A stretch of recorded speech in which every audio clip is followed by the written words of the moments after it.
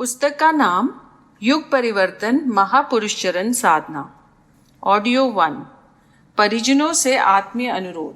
पूज्य गुरुदेव के जन्म शताब्दी समारोह के प्रयाज कर्म में संपूर्ण वातावरण को गायत्री में बनाने एवं गायत्री और यज्ञ का तत्व दर्शन चप्पे चप्पे तक पहुंचाने का संकल्प अखंड ज्योति पत्रिका के माध्यम से सभी परिजनों द्वारा लिया गया था। उक्त संकल्प की पूर्ति हेतु गायत्री जयंती 2012 से 1 वर्षीय गायत्री महापुरुष चरण में 2400 साधकों ने एक लघु अनुष्ठान 24,000 जप पूरा किया। पूज्य गुरुदेव ने 1988 से 12 वर्षीय युग संधि महापुरुष चरण साधना कराई, जिसकी प्रथम पूर्णाहुति 1995 में जन्मभूमि आवड़खेला तथा 2000 में महापूर्णाहुति शांति कुंज हरिद्वार में संपन्न हुई। अब 213 से 12 वर्षीय युग परिवर्तन महापुरुष चरण साधना प्रारंभ की गई है, जिसकी पूर्णाहुति अखंड दीप प्रज्वलन तथा वंदनीय माता जी की जन्म शताब्दी के विराट आयोजन के साथ संपन्न होगी। इसकी विस्तृत योजना इस पुस्तिका में दी गई है। अपने समीपवर्ती परिजनों की गोष्ठी में इसे सबको पढ़कर सुना दें। 1 रुपया प्रति पुस्तिका की दर से धनराशि भेजकर अधिक से अधिक प्रतियाएं मंगा लें और सब परिजनों तक इसे पहुंचाने का प्रयास करें। इस महापुरुष साधना में सभी की भागीदारी अनिवार्य रूप से सुनिश्चित करने का पुरुषार्थ सभी परिजनों को करने का अनुरोध किया जा रहा है। गायत्री परिवार के सभी परिजनों से अनुरोध किया जा रहा है कि वर्ष में कम से कम 1 अनुष्ठान युग निर्माण योजना की जन्मस्थली गायत्री तपोभूमि मथुरा में अवश्य करें। साथ में नए साधकों को भी ला सकते हैं, लेकिन ध्यान रहे आने वाले परिजन साधक स्तर के हों, आश्रम के अनुशासन में रहें। अति वृद्ध असमर्थ व्यक्तियों को ना लाएं, स्वीकृति मांग कर ही आएं। यह पुस्तिका पढ़कर आप क्या करने जा रहे हैं पत्र से अवगत कराएं। गायत्री साधना की सिद्ध भूमि गायत्री तपोभूमि मथुरा। पूज्य गुरुदेव ने लिखा है, तपोभूमि द्वारा देशव्यापी गायत्री प्रचार होगा। साधकों के लिए यहाँ साधना करने की तथा आवश्यक शिक्षा प्राप्त करने की सुविधा रहेगी। समय समय पर यहाँ विशेष साधनाएं, तपश्चर्याएं, प्रयोग, अन्वेषण तथा गंभीर आयोजन होते रहेंगे। देश भर के गायत्री उपासकों को परस्पर संबंधित एवं संगठित रखने का तो यह तीर्थ बहुत ही महत्वपूर्ण माध्यम रहेगा। इस तीर्थ के निर्माण में जहाँ अनेक आध्यात्मिक रहस्य छिपे हुए हैं, वहीं इस तपोभूमि को एक आदर्श तीर्थ बनाकर यह दिखाया गया है कि मंदिरों का प्राचीन आधार क्या था और वे जन समाज के लिए कितने उपयोगी हो सकते थे। हमें आशा करनी चाहिए कि यह मंदिर एक नवीन आदर्श उपस्थिति करेगा। भारतीय संस्कृति के आज मलिन हो रहे प्रकाश को कुछ अधिक उज्जवल एवं प्रकाशवान बनाएगा। इसमें जिस अखंड ज्योति की स्थापना हो रही है, वह अनेक आत्माओं में शक्ति, शांति एवं समृद्धि का विकास करेगी। वृंदावन रोड पर बिल्कुल सड़क किनारे गायत्री तपोभूमि अवस्थित है। इसके पीछे ही पुण्य सलीला यमुना कलकल निनाद करती हुई प्रवाहित होती है। यह भूमि ऐसी है जहाँ प्राचीन काल में अनेक तपस्वियों ने प्रचंड तप करके अलौकिक सिद्धियां पाई हैं। उनकी तपस्या का पर्याप्त प्रभाव अभी भी इस भूमि में मौजूद है। भगवान कृष्ण की यह पुनीत क्रीड़ा स्थली अपने भीतर एक दिव्य विशेषता धारण किए हुए है। मंदिर की प्राण प्रतिष्ठा के समय 24 दिन का केवल गंगा जल लेकर गुरुदेव ने उपवास इसलिए किया था कि यह तीर्थ वस्तुतः आध्यात्मिक शक्तियों से सुसंपन्न हो जाए। इस संस्था की असाधारण पवित्रता तथा प्रचंड आध्यात्मिक शक्ति के कारण साधना बड़ी सरलता पूर्वक सफल होती है।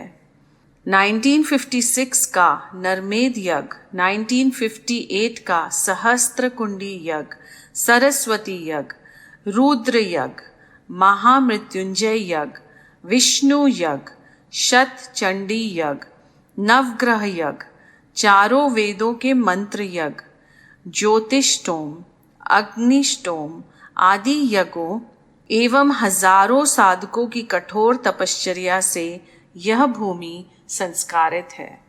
भावी कार्यक्रम के बारे में पूज्यवर ने लिखा है, संत्रस्त मनुष्यता का परित्राण, आध्यात्मिक निष्ठा एवं धर्म धारणा की प्रतिष्ठा, मातृ जाति की महानता का प्रकाश, भारतीय संस्कृति का पुनः हमारा लक्ष्य है।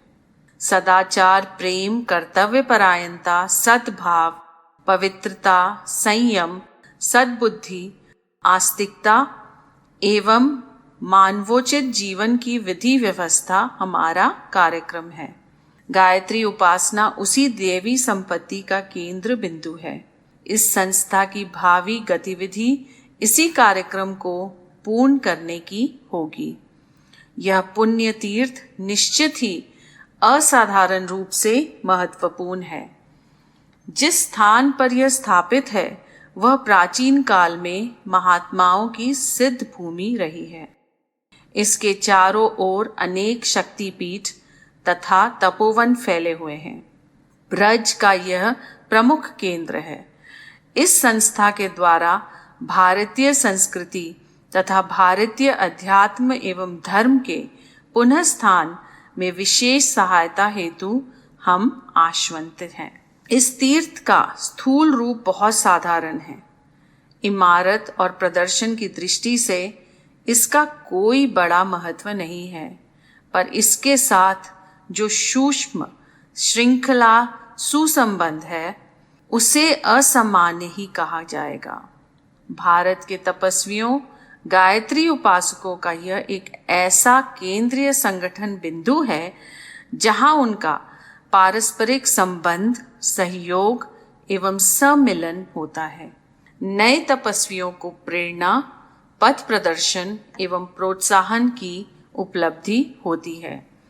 जनसाधारण में इस संस्था द्वारा व्यापक प्रचार करके गायत्री उपासना का अधिकाधिक विस्तार करने का लक्ष्य है। उससे राष्ट्र में एक तपोमयी भूमिका का सूक्ष्म वायुमंडल बनेगा और उस वातावरण में अनेक मनमोहक पुष्प प्रस्फुटित होंगे। राष्ट्र निर्माण की सच्ची आधारशिला यह है कि नैतिक एवं धार्मिक वातावरण उत्पन्न किया जाए। यह कार्य सरकार नहीं कर सकती, यह तो संतों और तपस्वियों द्वारा होना ही संभव है। इन्हीं वर्गों की अभिवृद्धि करने के लिए गायत्री तपोभूमि का निर्माण हुआ है। हम विश्वास पूर्वक ये आशा कर सकते हैं कि यह संस्था इस महान आवश्यकता को पूरा करने के लिए अपने प्रयत्न में असफल ना रहेगी। हमें समय समय पर ऐसे आध्यात्मिक अनुभव हुए हैं जिनके इस आवश्यकता पूर्ति की ओर संकेत मिला है। गायत्री महाशक्ति को भारत पुनः प्राप्त करेगा। इस महाविद्या के आधार पर हम अपने खोए हुए अनेक रत्न भंडारों को खोज सकेंगे।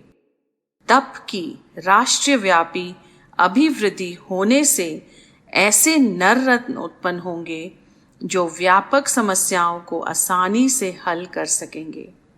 प्रभु की इच्छा एवं प्रेरणा से विश्व की एक महान आवश्यकता की पूर्ति के लिए यह शुभ आरंभ हुआ है।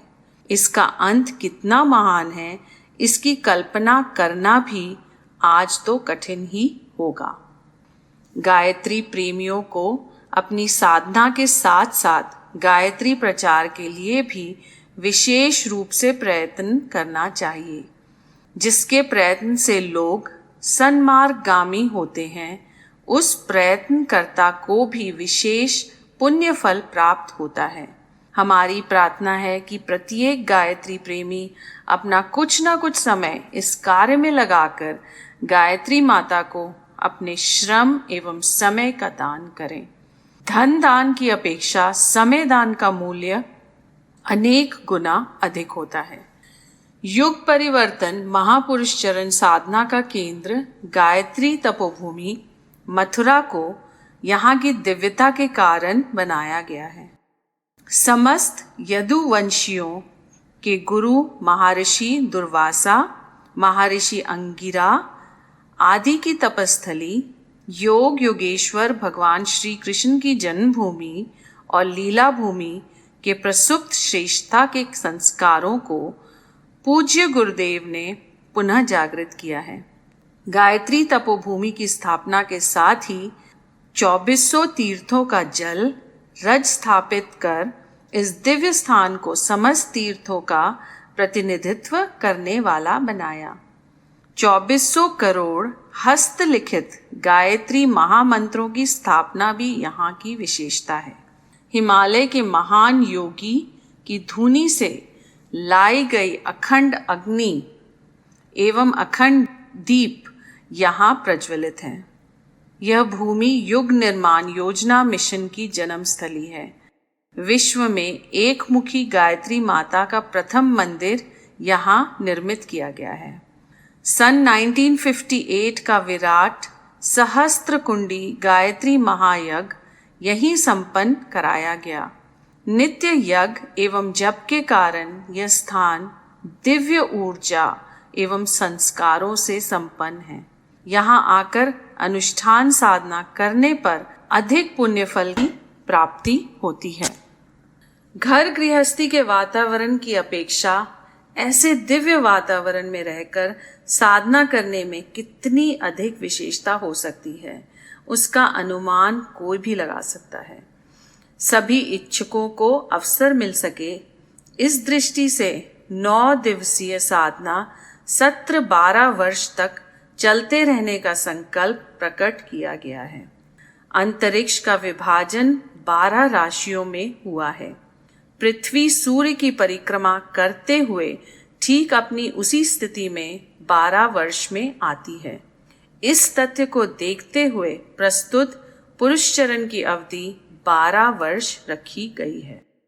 पांडव वनवास में 12 वर्ष साधनारत रहे। राम ने 14 वर्षों में 12 वर्ष तक तप प्रयोजन में और 2 वर्ष असुर संहार में लगाए। पार्वती का, भगीरथ का, दजीची का, त्यवन का तप भी 12 वर्ष का रहा।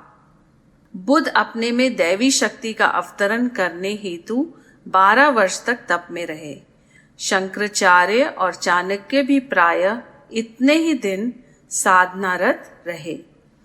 विश्वामित्र, वशिष्ठ, अत्रि, अगस्त्य, नारद आदि ऋषियों के प्रचंड तप की अवधि भी प्रायः इतनी ही रही। युग परिवर्तन के प्रयोजन भी 12 वर्ष की नर देवों की इतनी लंबी साधना से ही पूर्ण होगी। युग परिवर्तन पुरुषचरण गायत्री तपोभूमि में उद्भुत अवश्य हुआ है, पर उसका विस्तार उद्गम तक ही सीमित न रहकर विश्वव्यापी बनेगा।